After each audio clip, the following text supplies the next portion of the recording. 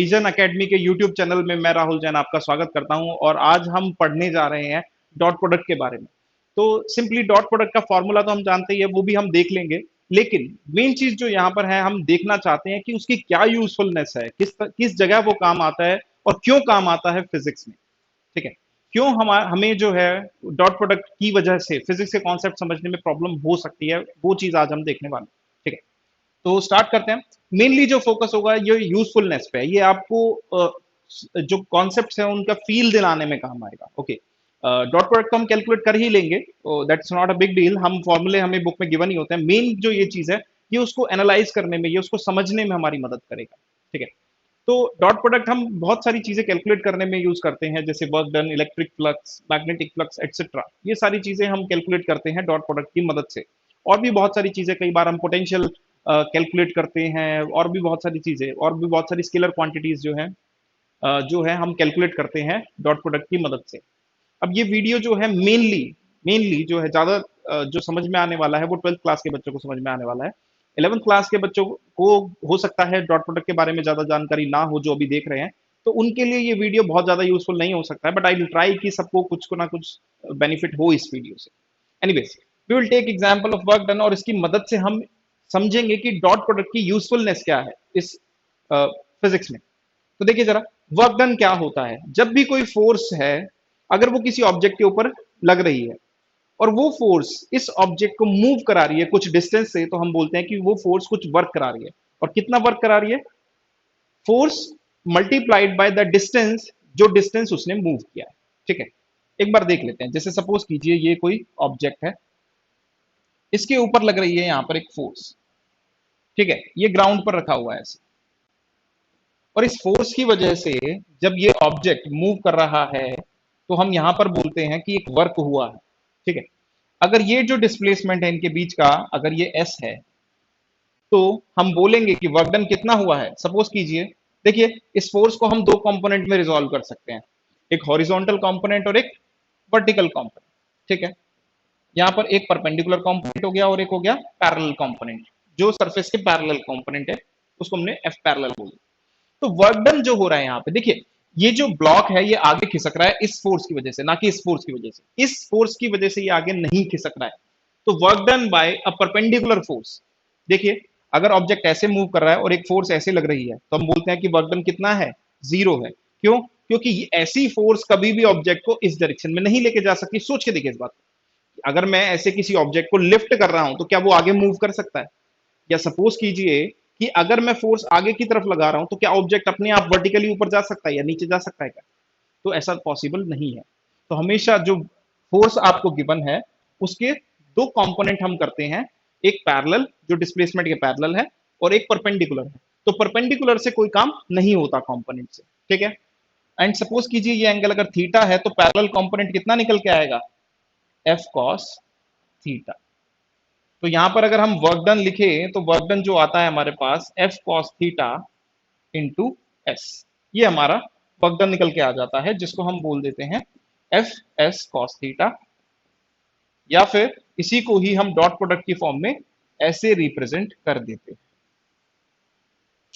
ठीक है, लेकिन ये डॉट प्रोडक्ट यहां पर क्यों आया है और ये कैसे हमारी इस समस्या को सॉल्व कर सकता है?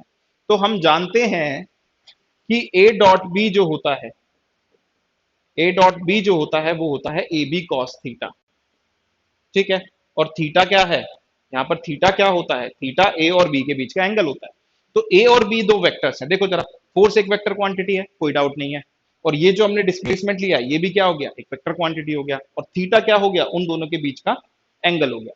तो थीटा हमें दिख रहा है कि ये एस की डायरेक्शन है और ये एफ की डायरेक्शन है, थीटा इन्हीं के बीच का एंगल है। तो ये जो फॉर्मूला है हम यहाँ पर यूज करके इस कॉन्सेप्ट को एनालाइज कर सकते हैं। ठीक है, लेकिन इन जनरल डॉट प्रोडक्ट जो है वो यूज तो यहां भी किया जा सकता है, यहां भी किया जा सकता है, और डिफरेंट सिनेरियोज में, और भी बहुत सारे सिनेरियोज में यूज किया जा सकता है। तो वो बेसिकली, अगर हम इसको कॉन्सेप्ट को फिजिक्स के टर्म्स में समझते हुए यहां तक ना आने की बजाय ये समझना चाहें कि ये डॉट प्रोडक्ट हमें क्या दे रहा है, तो हम ये समझ सकते हैं कि जब भी फिजिक्स में या किसी भी और जगह हमें वो रिक्वायरमेंट होगी, तो हम डॉट प्रोडक्ट को यूज कर लेंगे। सिंपल फंडा ये। तो देखिए जरा, डॉट प्रोडक्ट हमें क्या देता है। डॉट प्रोडक्ट क्या करता है? एक वेक्टर को देखिए कोई भी दो वेक्टर हम ले लीजिए यहाँ पे, और इसको थोड़ा ध्यान से सुनिएगा क्या कह रहे हैं हम। अगर ये कोई वेक्टर ले लिया हमने ए और बी, तो ये बस क्या करता है, जिनके बीच का एंगल थीटा है, ये क्या करता है, ये किसी भी एक वेक्टर को आप पकड़ लीजिए, यहाँ पे बी को पकड़ सकते हैं, जैसे कि हम उसका बी का जो यहां पर क्या करेगा, एक कंपोनेंट ले लेगा ए के अलोंग और इससे मल्टीप्लाई कर देगा। ठीक है, दोबारा सुन लेते हैं।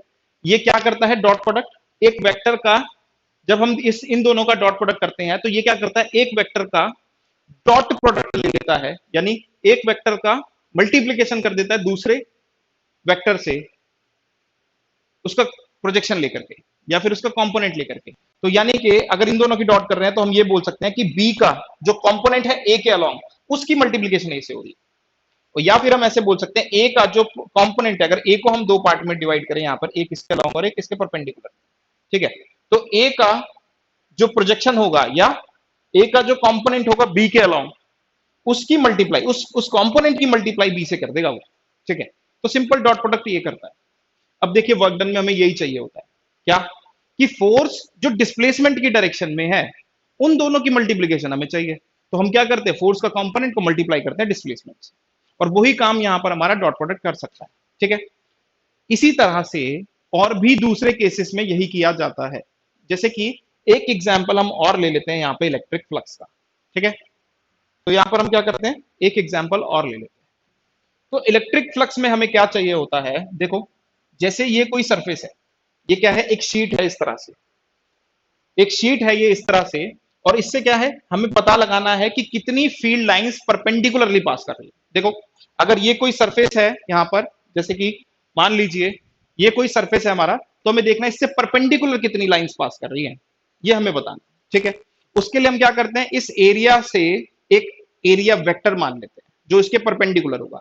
ये हमने मान लिया एरिया वेक्टर। ठीक है, ये हम मान लेते हैं। तो हमने क्या करा, यहां पर एक एरिया वेक्टर मान लिया जिसको हमने बोल दिया एस वेक्टर। ठीक है, तो उसका मैग्नीट्यूड कितना होगा, एरिया के बराबर, और उसकी डायरेक्शन क्या होगी, इस एरिया के परपेंडिकुलर होगी। अब हम क्या करते हैं, अब हम देखते हैं फील्ड लाइंस, फील्ड लाइंस कैसे जा रही है। तो एक बार हम फील्ड लाइंस के बारे में देख लेते हैं। तो सपोज कीजिए फील्ड लाइंस हमारी जा रही है ऐसे, एक बार इसको वापस से ड्रॉ कर लेंगे हम। तो फील्ड लाइंस जा रही है ऐसे, मैं एक ही लाइन ड्रॉ कर लेता हूं, अदरवाइज थोड़ा सा कंफ्यूजन बढ़ जाएगा। ठीक है, तो ये हमारी क्या है, इलेक्ट्रिक फील्ड लाइंस है। अब देखो इलेक्ट्रिक फील्ड लाइंस, इसका मतलब कैसे जा रही है, डायरेक्शन की अगर हम बात करें तो इलेक्ट्रिक फील्ड लाइंस ऐसे जाए। फ्लक्स निकालते वक्त हम क्या देखते हैं कि कितनी फील्ड लाइंस इससे परपेंडिकुलर जा रही है, यानी कि इस एरिया के एरिया वेक्टर के पैरेलल जा रही है। एरिया के परपेंडिकुलर मतलब इस एरिया वेक्टर के पैरेलल। तो इनके बीच का एंगल अगर थीटा है तो हमें क्या चाहिए यहां पर, E cos theta into S, यही तो हमें चाहिए फ्लक्स के लिए, और यही होता है हमारा इलेक्ट्रिक फ्लक्स। ठीक है, सेम चीज जो है वो डॉट प्रोडक्ट कर सकता है, क्योंकि डॉट प्रोडक्ट क्या कर सकता है, एक वेक्टर जो है उसका कंपोनेंट दूसरे वेक्टर के अलोंग लेकर के उस कंपोनेंट को इससे मल्टीप्लाई करके दे देता है। तो अगर आप यहां पर डॉट प्रोडक्ट यूज करेंगे तो ये काम बन जाएगा। तो बेसिकली एक कॉन्सेप्ट था हमारा फिजिक्स में जो हमें चाहिए था।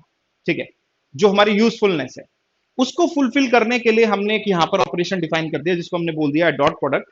और अगर हम ऐसे उसका मीनिंग समझते हैं कि डॉट प्रोडक्ट किस जगह काम आता है और किस तरह से काम आता है, तो जहां भी फिजिक्स में वो यूज हो रहा है वहां पर उस जगह पर हम उसको पहले से उसको देखते ही हम समझ सकते हैं। तो वहां पर फिर उसमें फिर हमें दिक्कत नहीं होती है। अदरवाइज कॉन्सेप्ट में क्या होगा, जब हम उसको पढ़ना शुरू करेंगे फिर हमारे सर दर्द होना शुरू हो जाएगा कि डॉट फिर से डॉट प्रोडक्ट आ गया, फिर से क्रॉस प्रोडक्ट आ गया, फिर से एडिशन ऑफ वेक्टर्स आ गया। तो अगर हमें इनकी यूजफुलनेस पता है तो हम खुद से सोच सकते हैं अच्छा यहाँ पे तो ये आना चाहिए। ठीक है, तो this was all about usefulness of vectors in physics and इसके बाद हम अगली वीडियो में क्रॉस प्रोडक्ट के बारे में बात करेंगे। तब तक के लिए गुड बाय।